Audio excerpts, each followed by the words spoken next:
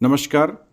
श्री श्री आनंद मूर्ति जी द्वारा रचित आनंद वचनामृतम खंड चतुर्थ में स्वाध्याय के रूप में आज का हमारा विषय है साक्षी चेता केवलो निर्गुणश्च कर्माध्यक्ष सर्वभूतादिवास साक्षी चेता केवलो निर्गुणश्च।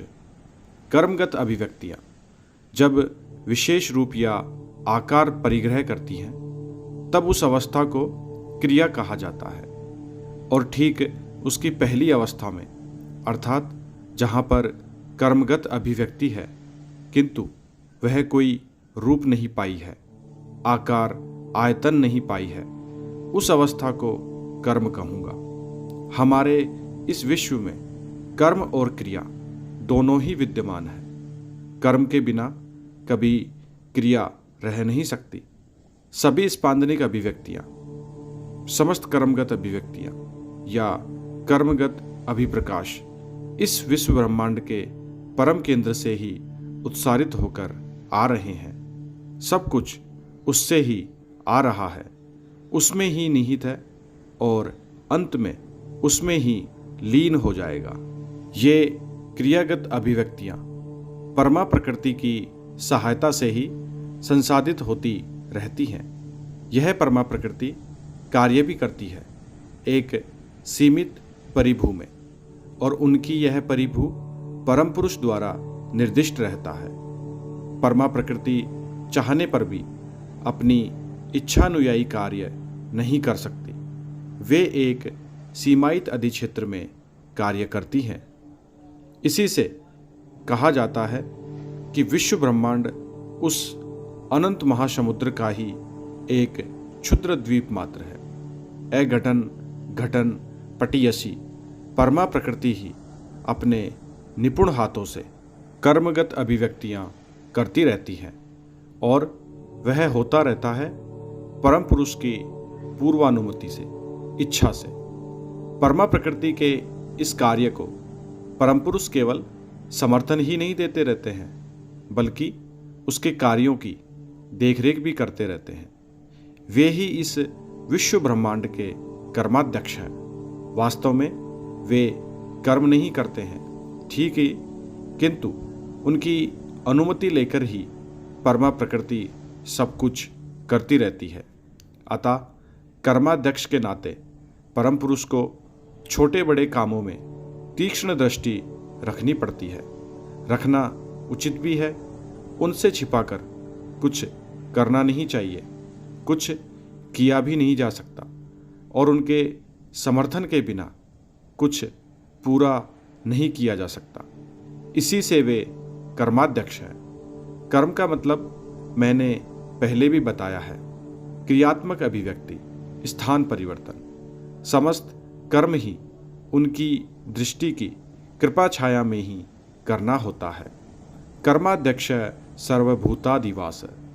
कल मैंने सर्व शब्द का माने सविस्तार बताया था। उसी के साथ भूत शब्द के अंतर्निहित तात्पर्य के बारे में भी व्याख्या की थी। भूत माने जो कुछ सृष्टि हुआ है। अब अधिवास शब्द की आलोचना की जाए। लौकिक संस्कृति में अधिवास माने उपयुक्त आवास। अधि वस प्लस घिन प्रत्यय करके अधिवास शब्द निष्पन्न हुआ। इस शब्द का व्युत्पत्तिगत अर्थ हुआ जो स्थान निवास करने लायक हो। इस पृथ्वी की जड़ या भावात्मक सत्ता मात्र का ही एक अपना निवास स्थान है। यहाँ तक कि नाना सूक्ष्म सत्ताओं का भी एक अपना आश्रय है। कोई भी कहीं पर कुछ निराश्रय नहीं है। मानसिक या मानसातीत जगत की बात छोड़ देने पर भी जड़ जागतिक क्षेत्र में हम क्या देख रहे हैं, इस पटना शहर को ही लिया जाए। हम देख रहे हैं कि यह पटना शहर यदि एक आधेय है तो इसका आधार हुआ पटना जिला। फिर पटना जिला यदि एक आधेय हुआ तो उसका आधार हुआ पटना कमिश्नरी। फिर पटना कमिश्नरी बिहार प्रदेश में आधृत है। तब शेष तक क्या देखा जाता है? हम सबों का अधिवास हुआ यह पृथ्वी ग्रह। फिर यह पृथ्वी है इस सौर जगत में आधृत, और अंत में देखेंगे कि यह सौर जगत भी निहित है परम पुरुष में। परम पुरुष ही सौर चक्र के चरम आश्रय हैं। वे ही समस्त सत्ता के परम आश्रय हैं, चाहे वह आदि भौतिक हो, आदि दैविक हो या आध्यात्मिक, जो भी क्यों ना हो।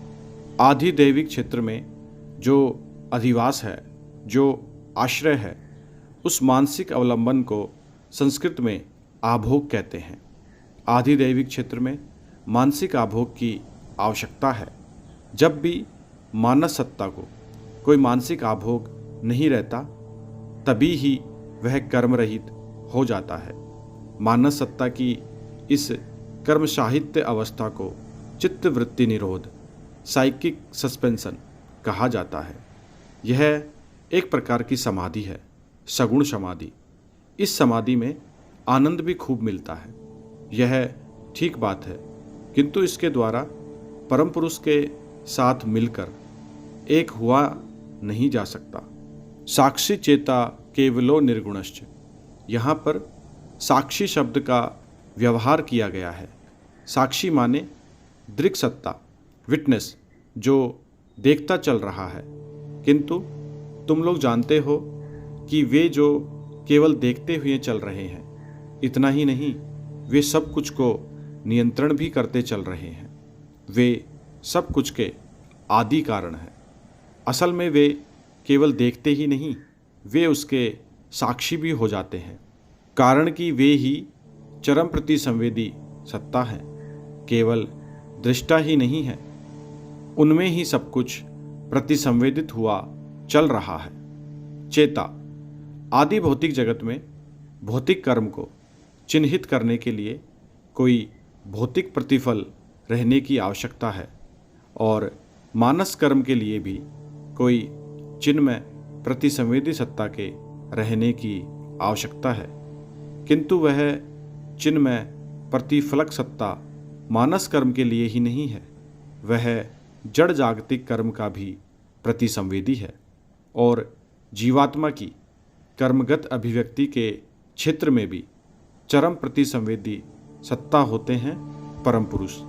इस चरम प्रतिसंवेदी का अभाव होने पर इस विश्व में कहीं पर कुछ नहीं हो सकता।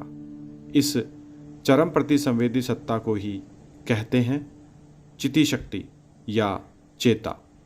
केवलो निर्गुणश्च, मान लो कोई एक सत्ता है, तथापि उसका वैशिष्ट्य सूचक कोई गुण नहीं है। दार्शनिक परिभाषा में इस सत्ता को ही कहूँगा एक, अर्थात विश्व ब्रह्मांड में एकक सत्ता कहने से केवल एक पुरुष ही है। इसी से उन्हें कहा जाता है केवल या केवलम। यहाँ पर वे केवल एकक सर्वोच्च सत्ता ही नहीं है, वे एकमेवा द्वितीयम, इस अर्थ में वे केवलम है। निर्गुणश्च, समस्त गुण ही उनके अधिक्षेत्र में है, उनके ही आयत्त में, उनमें ही कार्य किए जा रहे हैं। जब यह सभी हैं, सभी बंधन उनमें ही कार्य किए जा रहे हैं, तब हम लोग उन्हें निर्गुण ही कैसे कहें। उनमें अजस्त्र गुण है, वस्तुतः उनके गुणों की कोई सीमा परिसीमा नहीं है, इसी से वे निर्गुण है। यहाँ पर निर्गुण कहने पर गुणराहित्य नहीं है। प्रभु शीशम नीशम शेष गुणम, गुणहीन महेश गणाभरणम। प्रभु मीशम, तुम्ही ही सबके नियंता हो, किंतु अनीशम भी, क्योंकि तुम्हारा कोई नियंत्रक नहीं है। अशेष गुणम, तुम्हारे गुण का अंत नहीं है। गुणहीन, जब कोई सत्ता गुण बंधन में आ जाती है तब उसे सगुण कहते हैं, किंतु वह जब समस्त गुण के ऊर्ध्व हैं तो वे बंधन में नहीं आते, इसलिए वह गुणहीन है। महेश माने सभी ईश्वरों के ईश्वर। गुणाभरणम, हम देखते हैं कि विभिन्न पौराणिक देवों देवताओं के शरीर पर शोभा पा रहा है स्वर्णालंकार हार, अंगूठी पद्म, गदा, चक्र इत्यादि। किंतु वे हैं गण देवता। गण अर्थात भक्तगण ही, जिसके मूल्यवान आभरण हैं। ऐसे गण देवता सर्वसाधारण मनुष्य के देवता हैं। इसी से उनकी पूजा करने के लिए किसी रुपये पैसे की जरूरत नहीं है, किसी अलंकार की आवश्यकता नहीं होती। अलंकार बहुत मूल्यवान वस्तु है, किंतु भक्त शिष्य या अनुगामी लोग ही उनके बड़े अलंकार हैं। अन्य अलंकार की जरूरत उन्हें नहीं पड़ती। वे निर्गुण है, कारण वे समस्त गुणबंधन के ऊर्ध्व हैं। पटना 23 अक्टूबर 1978। धन्यवाद। बाबा नाम केवलम।